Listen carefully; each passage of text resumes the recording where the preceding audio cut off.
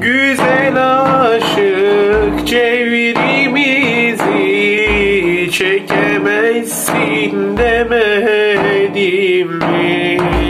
Bu bir rıza lokmasıdır, yiyemezsin demedim mi?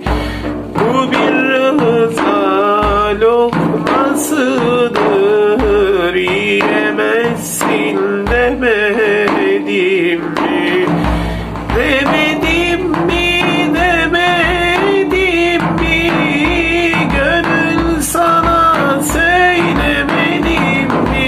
Ah demedim mi, demedim mi?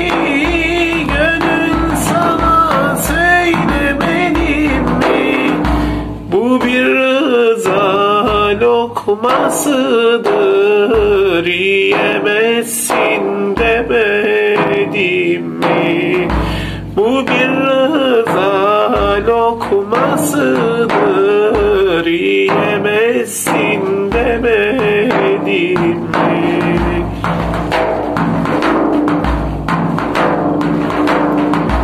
Aşıklar harabat olur, yakın katında kut olur.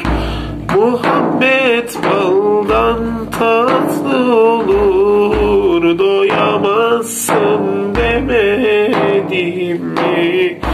Muhabbet baldan tatlı olur, doyamazsın demedim mi? Demedim mi, demedim mi? Gönül sana söylemedim mi?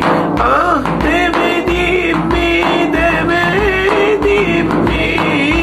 Gönül sana söylemedim mi? Bu bir rıza lokmasıdır, yiyemezsin demedim mi? Bu bir rıza lokmasıdır, yiyemezsin demedim mi?